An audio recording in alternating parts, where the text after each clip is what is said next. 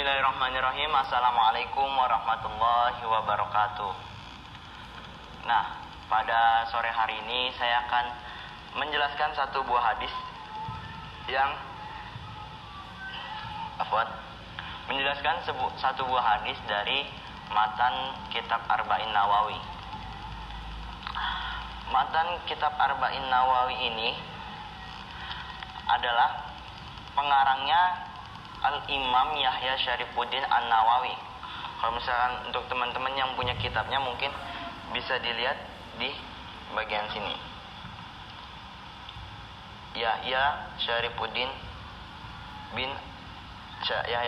An-Nawawi. Nah, kitab Arba'in Nawawi ini walaupun namanya Arba'in yang dalam bahasa Arab artinya adalah 40, namun di dalamnya ini bukan 40 tok isi hadis saja.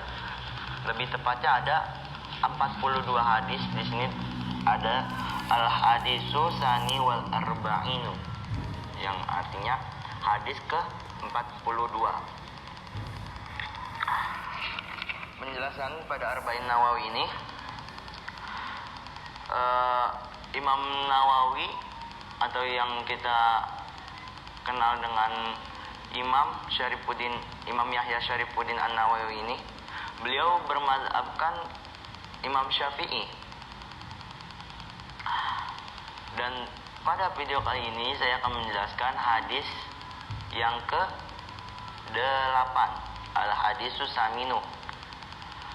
Langsung kita mulai. Bismillahirrahmanirrahim. Untuk teman-teman yang punya kitabnya, mungkin sebelum mengaji ini lebih baiknya kita menghadiahkan Al-Fatihah dulu kepada pengarang, yaitu Imam Yahya Syarifuddin An-Nawawi ini. Tadi saya sudah menghadiahkan Al-Fatihah sebelum membuat video ini. Bismillahirrahmanirrahim. An Ibnu Umar radhiyallahu anna Rasulullah sallallahu alaihi wasallam. An Ibnu Umar, dari Ibnu Umar. Ibnu Umar ini bukan nama asli yang namanya Ibnu Umar, bukan. Tapi Ibnu Umar ini adalah anak dari Sayyidina Umar. Orang-orang Arab itu memang banyaknya memakai lakop atau kunya yang biasa kita sebut itu nama samaran. Nah, lakopnya orang Arab ini ya seperti ini. Ibnu Umar, pengarang kitab kemarin itu seperti Abu Suja. Matan di Ghoyatul Takrib, seperti video yang sebelumnya, adalah karangan Abu Suja, itu bapaknya Suja, padahal nama aslinya adalah Ahmad.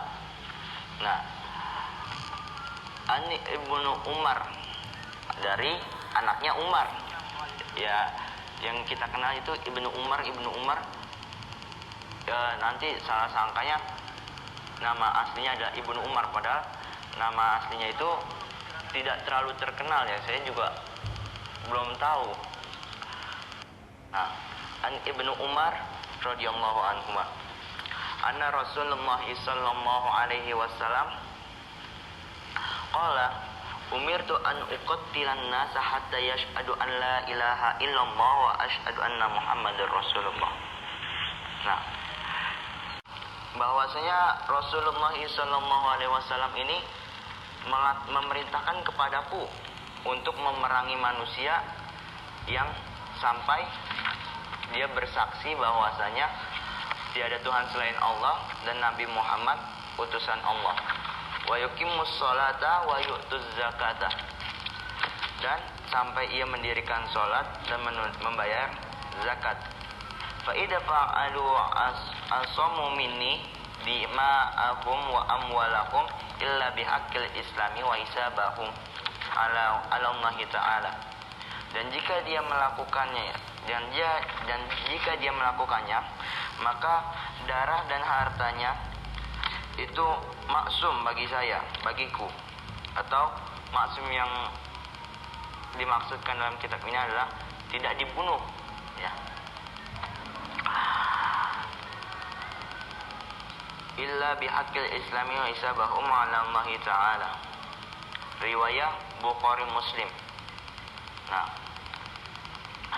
dari arti hadis ini yang berartikan untuk memerangi atau membunuh seluruh manusia yang tidak masuk Islam atau yang tidak bersaksi bahwasanya tidak Tuhan selain Allah dan Nabi Muhammad utusan Allah.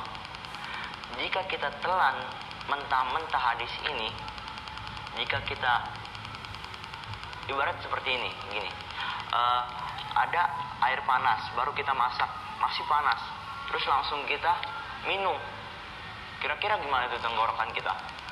Bolong nggak? Kalau misalnya minum air panas langsung habis dimatiin kompor langsung kita minum, kan pasti sakit, ya kan? Sama seperti hadis ini. Hadis ini nggak bisa ditelan atau dimasukkan mentah-mentah. Seperti video saya yang sebelumnya, ini ada bersangkutannya dengan hadis-hadis ini. Hadis ini adalah bahan baku dari usul fiqh kemarin. Jadi hadis ini harus dimasukkan ke dalam pabrik, diolah dan dijadikan hukum. Nggak bisa langsung kita telan mentah-mentah seperti ini. Kalau misalnya kita langsung telan mentah-mentah seperti ini, ada orang, kita ketemu orang non muslim, kamu muslim bukan? Bukan, langsung bunuh. Kamu sholat nggak sholat, bunuh. Kamu zakat nggak bayar zakat, bunuh. Kan itu sama aja. Dari hadis ini mengajarkan kita untuk radikalisme atau berbuat tindakan yang ekstrim. Maka dari itu adanya usul fiqh ini untuk mengolah atau mengolah hadis-hadis yang seperti ini dijadikan yang lebih jelas lagi, lebih terperinci maksud dari hadis ini apa. Nah, di sini saya akan menjelaskan bahwasanya hadis yang saya sebutkan tadi itu adalah hadis muamalah, dan di mana hadis muamalah itu pasti mempunyai elat. Apa itu elat?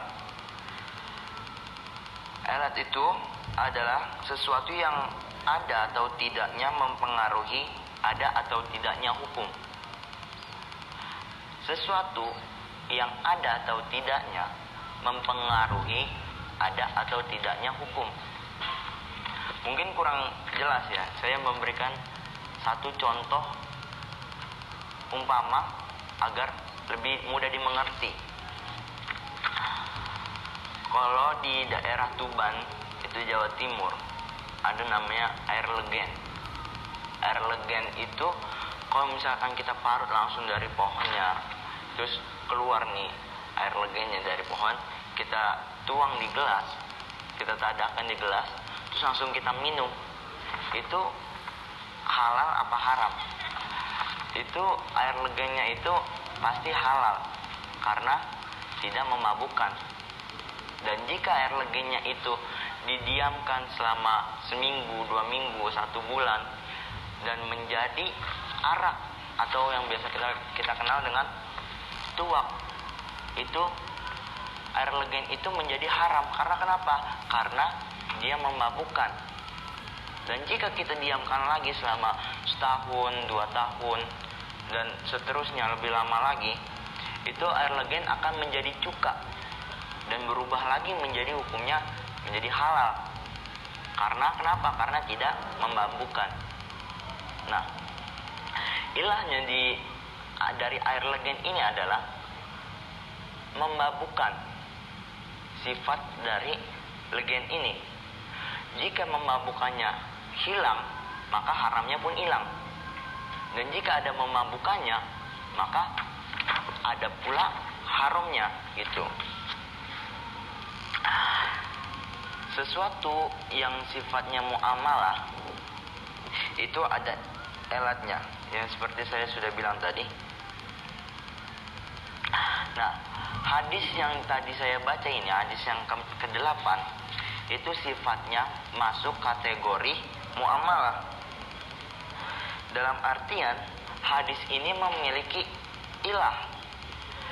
Jika ada ilahnya, maka hadis ini berlaku. Dan jika tidak ada ilahnya, maka hadis ini tidak berlaku. Ilah pada hadis ini adalah tentang ketidakamanan orang Islam yang hidup berdampingan dengan orang kafir. Jadi pada zaman dulu itu, orang Islam dan orang kafir hidup berdampingan itu tidak aman. Jadi maka diperangi pada zaman Rasulullah SAW. Nah, jika kita memakai hadis ini pada masa sekarang, yang dimana umat muslim dan umat non muslim itu sudah berdampingan, maka hadis ini tidak berlaku. Mengerti ya? Jika pada zaman Rasulullah umat muslim itu ketidakamanannya itu terancam, karena kalau umat muslim pada zaman dulu itu diperangi, jadi kita pun harus memeranginya kembali sesama umat muslim. Dan jika pada zaman sekarang itu kita perangi umat-umat non muslim, bagaimana jika umat-umat non muslim juga memakai metode seperti kita, yang bukan Kristen harus masuk Kristen, yang bukan Yahudi harus masuk Yahudi, yang bukan Hindu harus masuk Hindu. Maka itu akan menjadikan kita perang lagi. Tapi intinya pada zaman sekarang ini umat muslim dan umat non muslim sudah hidup damai berdampingan. Jadi hadis ini sudah tidak berlaku. Namun jika hadis ini sudah tidak berlaku, apakah hadis ini sudah tidak kita pakai selamanya? Belum tentu. Karena mungkin bisa jadi pada suatu saat nanti, pada kedepannya, umat muslim dan umat non muslim itu akan hidup tidak damai lagi ke depannya. Maka ilah dari hadis ini pun akan berlaku lagi. Jadi hadis ini pada zaman ini sedang tidak berlaku, bukan sudah tidak berlaku, sedang tidak berlaku. Namun nanti jika ilahnya sudah muncul kembali, yaitu ketidakamanan umat muslim, maka di sini pun berlaku lagi. Seperti itu.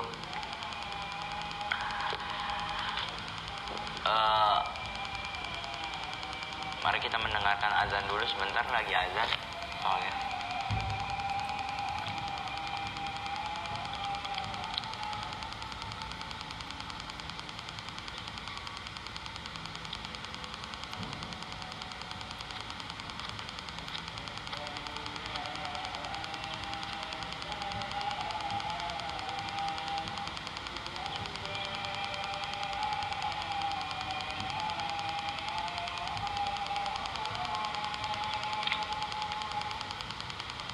Mungkin cukup sekian, walakhir.